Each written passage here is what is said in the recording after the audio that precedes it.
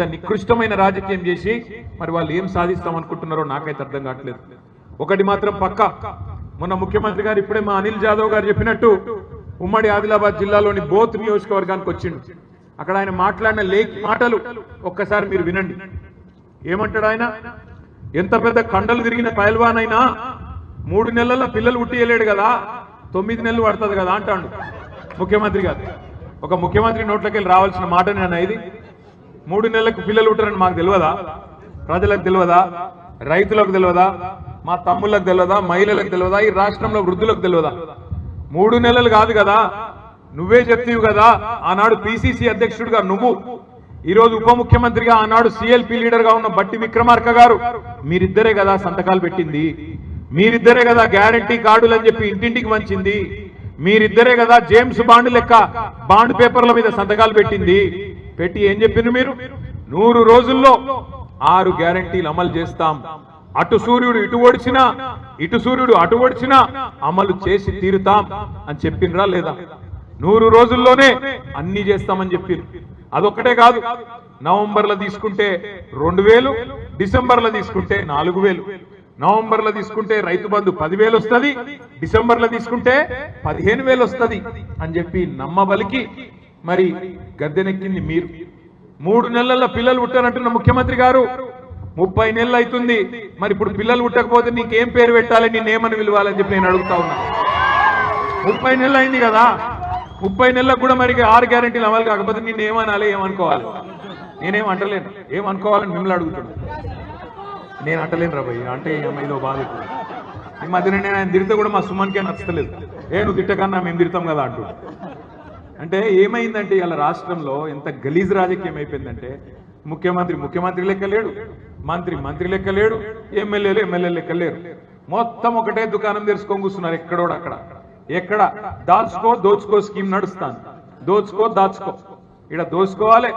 మొత్తంగా ఎక్కడ ఏది దొరికితే దాన్ని దోచుకోవాలి, తీసుకుపోయి దాచుకోవాలి.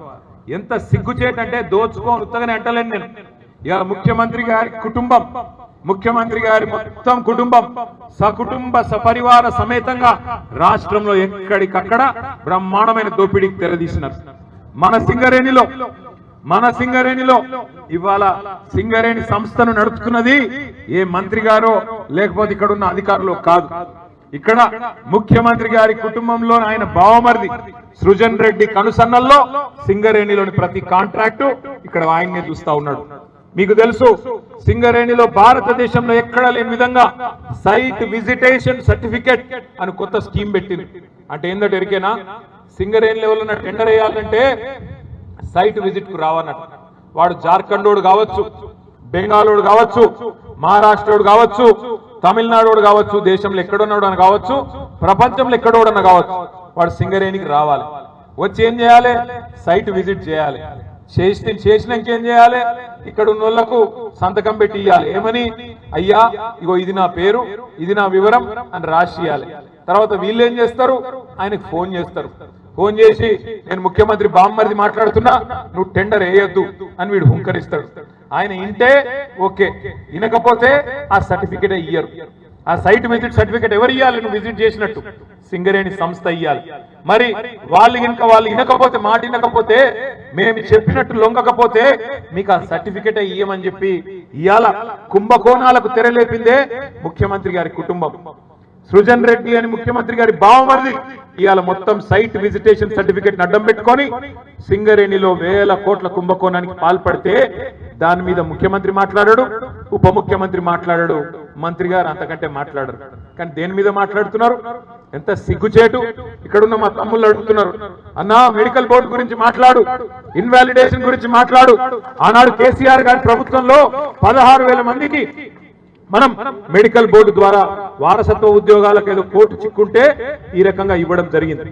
కానీ ఇవాళ ఏమైతుంది? సింగరేణిలో వారసత్వ ఉద్యోగాలు ఇవ్వకపోగా, మెడికల్ బోర్డు పెట్టకపోగా ఇంకా మీదికెళ్ళి ఉప ముఖ్యమంత్రి గారు శాసన మండలిలో స్టేట్మెంట్ ఇచ్చిండు. ఏమని చెప్తున్నాడు? మనం గతంలో ఇచ్చిన 16,000 ఉద్యోగాల మీదనట ఏసీబీ విచారణ, విజిలెన్స్ విచారణ ఈ ప్రభుత్వం జరిపిస్తుందట. నేను దమ్ముంటే ముఖ్యమంత్రిని, మంత్రిని అడుగుతా ఉన్నాం, ఉప ముఖ్యమంత్రి గారిని అడుగుతా ఉన్నా, దమ్ముంటే నీ బావమరిది సృజన్ రెడ్డి మీద వెంటనే ఒక సిట్ అయి ఏసీబీ ఎంక్వైరీ అయ్యి ఎవడు దొంగనో ఎవడు దొంగతనం చేసినో బయటకు వస్తుంది. మీరు వేయాల్సిన విచారణలు మేమిచ్చిన 16,000 ఉద్యోగాల మీద కాదు. చేసుకుంటే అది కూడా చేసుకో, మాకేం ఫరక్ పడదు. కానీ ముందు ఇక్కడ మెడికల్ బోర్డు పెట్టు. మా తమ్ముళ్ళకి వేలాది మంది ఎవరైతే ఎదురు చూస్తా ఉన్నారో వాళ్ళ కోసం పెట్టాలి. పెట్టకపోతే తప్పకుండా సింగరేణి ప్రధాన కార్యాలయాన్ని కూడా బీఆర్ఎస్ తరఫున ముట్టడిస్తామని చెప్పి కూడా వారిని హెచ్చరిస్తా ఉన్నారు. మీరందరూ కదిలి రావాలి. ఖచ్చితంగా ప్రతి బొగ్గు గనిలో కూడా మళ్ళీ అగ్గి మండిస్తాం, వదిలిపెట్టం. ఇంకా కొంతమంది మాట్లాడుతా ఉన్నారు. సింగరేణిలో సమస్యలు ఉన్నాయి. నేను ఒక మాట అడుగుతా, ఏమనుకోవద్దు తమ్ముళ్ళు మీరు కూడా. సింగరేణి బెల్ట్ మొత్తం మమ్మల్ని ఒడగొట్టి ఇలా ఈ బ్యానర్లు పట్టుకుంటే ఏమొస్తుందా నాకు అర్థం కాదు. గాడిదలకు కట్టేసి ఆవులకు పాలు పెడితే పాలు వస్తాయా? చెన్నూరులో ఒడగొడితిరి, మంచిర్యాలలో ఒడగొడితిరి, రామగుండంలో ఒడగొడితిరి, భూపాలపల్లి ఒడగొడితిరి, అంత బెల్లంపల్లిలో ఒడగొడితిరి. అంతటి ఒడగొట్టి ఇవాళ కత్తి వానికిచ్చి యుద్ధం మీరు చేయరంటే ఏం చేయాలి మరి?